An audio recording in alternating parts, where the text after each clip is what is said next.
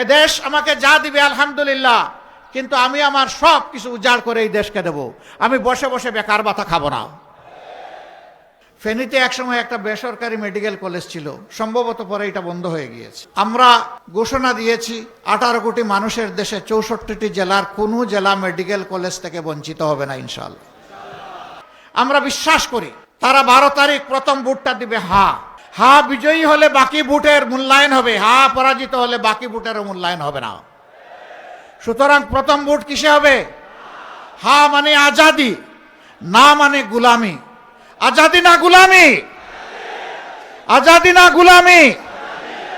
লিল্লাহি তাকবীর। সম্মানিত ফেনীবাসী, আপনাদের অনেকগুলা সমস্যা আছে। দুই একটা সমস্যা স্বচক্ষে সাক্ষী হওয়ার সুযোগ আমার হয়েছিল। 34 জুলাইয়ের বিপ্লবের পরপরই সম্ভবত 12 আগস্ট সীমান্তের ওপার থেকে তেড়ে আসা পানির তুড়ে বাঁধ ভেঙে গোটা ফেনী জেলা সমুদ্রে পরিণত হয়েছিল। পার্শ্ববর্তী নোয়াখালী, লক্ষ্মীপুর এবং কুমিল্লার একটা অংশ এর দ্বারা ক্ষতিগ্রস্ত হয়েছিল। সেই সময়টা প্রথম দিনেই ঝুঁকি নিয়ে আমরা এসেছিলাম। গাড়ি চলে না, আমরা হেলিকপ্টার দিয়ে তাড়াতাড়ি আসতে চাইলাম। আবহাওয়ার কারণে হেলিকপ্টার বলল আমরা এই আবহাওয়ায় উড়াল দিতে পারবো না। এখান থেকে বলা হলো আপনি আসবেন না, কারণ ফেনী পর্যন্ত পৌঁছার কোনো ব্যবস্থা নাই। জায়গায় জায়গায় হাঁটু পানি, কোমর পানি। আমি বললাম মানুষ কি কিছু চলাচল করে? কয় হ্যাঁ করে। কিভাবে করে? কয় যে কোমর পানি ভাঙ্গা করে। আমি বললাম যে আমিও কোমর পানি ভাঙবো, এবং চেষ্টা করলাম আপনাদের পাশে এসে দাঁড়ানোর। সেদিন আপনাদের দুঃখ দুর্দশা শুধু দেখেছি, আর এই কষ্ট দেখে একটুখানি চোখের পানি ফেলেছি। ওই কয়েক ফুটা পানি বন্যার পানির সাথে মিলিয়ে গেছে। আমি আসি নাই আপনাদের সকল দুঃখ দুর্দশা শেষ করতে, এসেছিলাম আপনাদের দুঃখের সঙ্গী এবং সাক্ষী হতে। ওই সময়টা ভাঙা বাঁধের জায়গায় যেতে পারিনি। এরপরেই আবার যখন অনুকূল সামান্য পরিবেশ এসেছিলাম সেই জায়গাটা দেখার জন্য। ছোট্ট একটি জায়গা, এটি মর্যাদার প্রশ্ন, এটি আমাদের নিরাপত্তার প্রশ্ন। আজকে আমার বড়ই মনে পড়ে বাংলাদেশ প্রকৌশল বিশ্ববিদ্যালয়ের কৃতি ছাত্র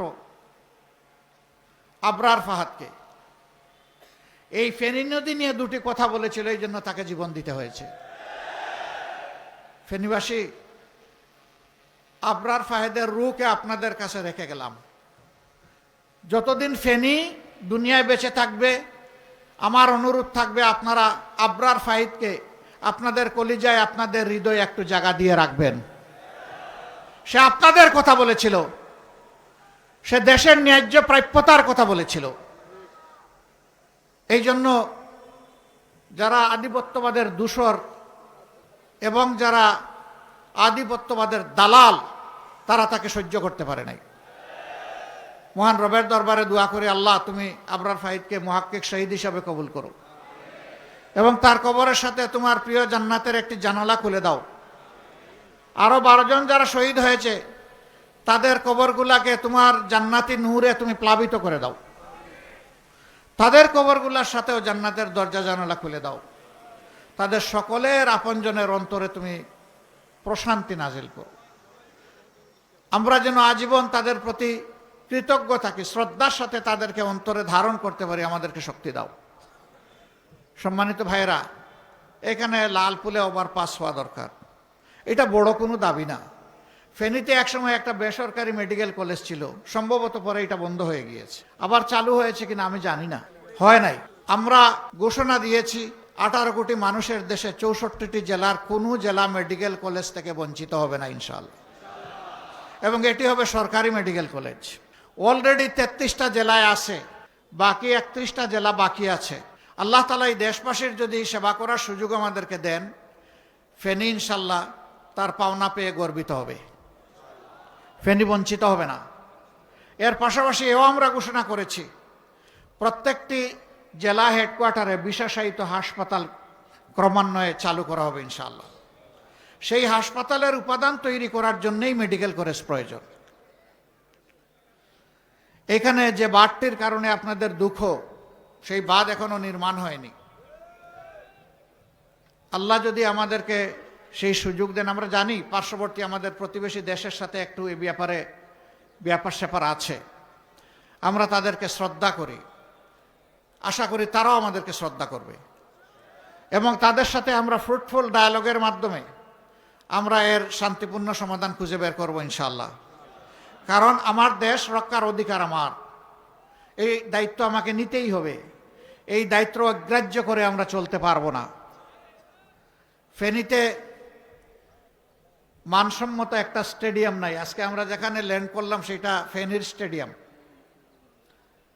ফেনী একটা প্রসপারাস জেলা, বাংলাদেশের অর্থনীতিতে ফেনীর বিশেষ অবদান আছে। বিপুল সংখ্যক মানুষ দেশের বাইরে থাকেন, তাদের পাঠানো রেমিটেন্স বাংলাদেশের একটা বিশাল অংশ জুড়ে আছে। ফেনীবাসীকে ফেনীবাসীর পাওনা দেব ইনশাল্লাহ। আমরা এই স্টেডিয়ামকে মানসম্মত আন্তর্জাতিক খেলার ভেন্যু হিসাবে তৈরি করা হবে ইনশাআল্লাহ, যাতে এখানকার যুবকরা সুস্থ হওয়ার জন্য, সাবলীল হওয়ার জন্য তারা খেলাধুলার এই সুযোগ আরো প্রসারিত হয় তাদের জন্য। এরকম আরো অনেকগুলা সমস্যা ফেনীর আছে, ন্যায্যতার ভিত্তিতে তার সবগুলা সমাধান ইনশাআল্লাহ আমরা করব। আমরা যে তিনজন ভাইকে আপনাদের হাতে এখানে উপহার দিয়েছি, এখানে সিট তো তিনটা, তাই না? তিনটা তো। আমরা যাদেরকে উপহার দিয়েছি তাদেরকে কোনো দলের নয়, তাদেরকে ঐক্যবদ্ধ বাংলাদেশের পক্ষ থেকে আপনাদের কাছে উপহার দিয়েছি। এখানে 11টি দল, আমরা একাকার। আমরা এখানে আলাদা কিছু দেখব না। যাকে যে মার্কা দেওয়া হয়েছে এইটাই 11 দলের মার্কা। 11 দলের কর্মীদের চাওয়া পাওয়ার কিছু মান অভিমান থাকতে পারে। আজকে সবগুলা মান অভিমান আমি আমার 2 হাত তুলে নিয়ে যেতে চাই।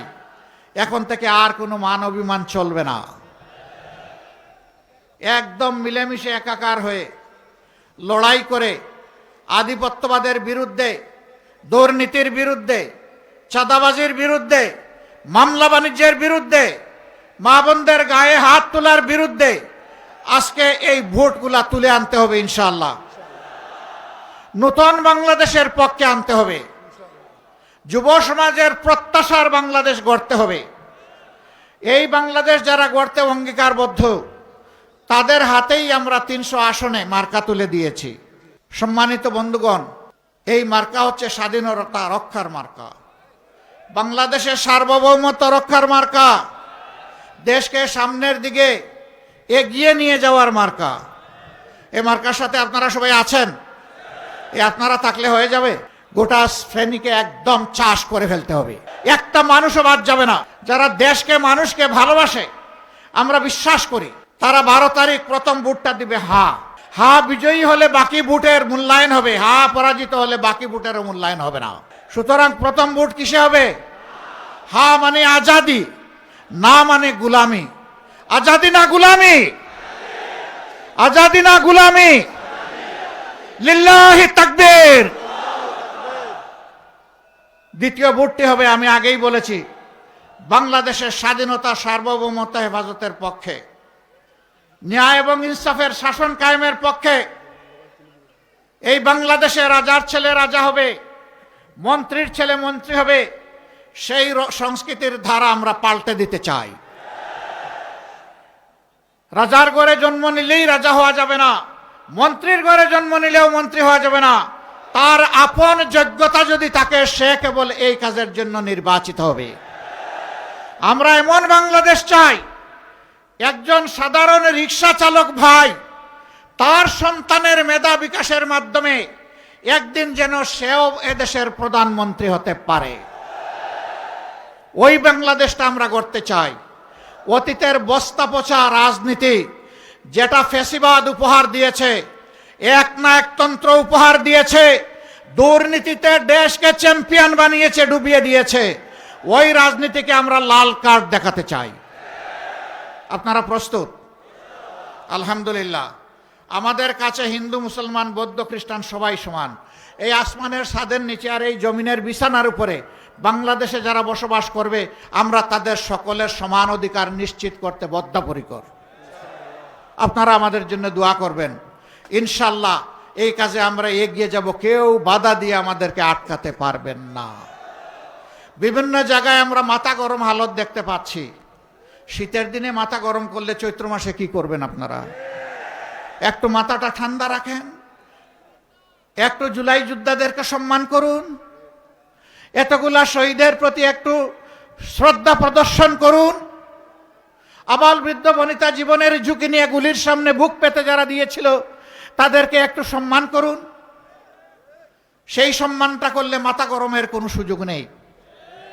কিছু কিছু জায়গায় মা বোনদের উপরে কেউ কেউ হাত দিয়েছেন, আমরা তাদেরকে অতি বিনয়ের সাথে আহ্বান জানাবো, মা বোন আপনাদেরও আছে, নিজেদের মা বোনদেরকে একটু সম্মান করুন, তাহলে বাংলার সবগুলা মাকে বোনকে আপনিও সম্মান করতে পারবেন।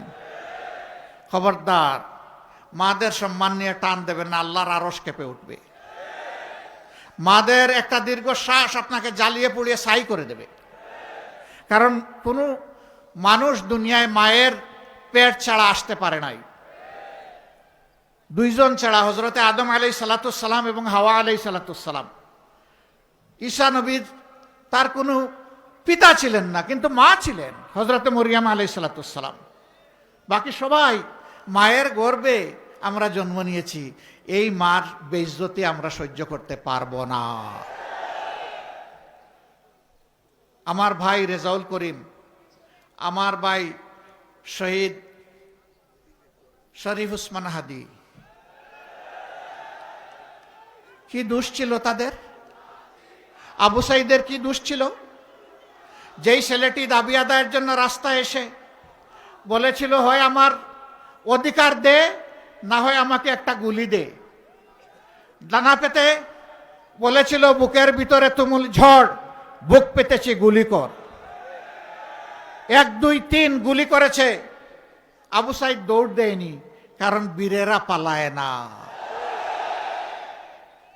বীরেরা মোকাবিলা করে এগিয়ে যায়, জাতিকে পথ দেখায়, আলো ছড়ায়, বীর জন্ম দিতে মাদেরকে উৎসাহিত করে।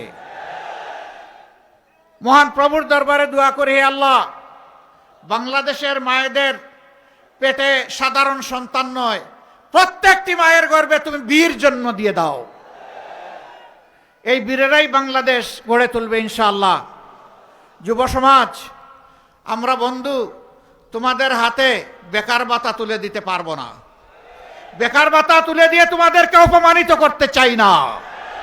তোমাদের প্রত্যেকটা হাতকে দেশ গড়ার কারিগরের হাতে পরিণত করতে চাই, এবং তোমাদের হাতে আমরা মর্যাদার কাজ তুলে দিতে চাই। সেদিন প্রত্যেকটা যুবক যুবতী দাঁড়িয়ে নিজের বুকের দিকে ইশারা করবে, আমি বাংলাদেশ, এদেশ আমার, এদেশ আমি গড়ব, এদেশের জন্য দিয়েই চলবো।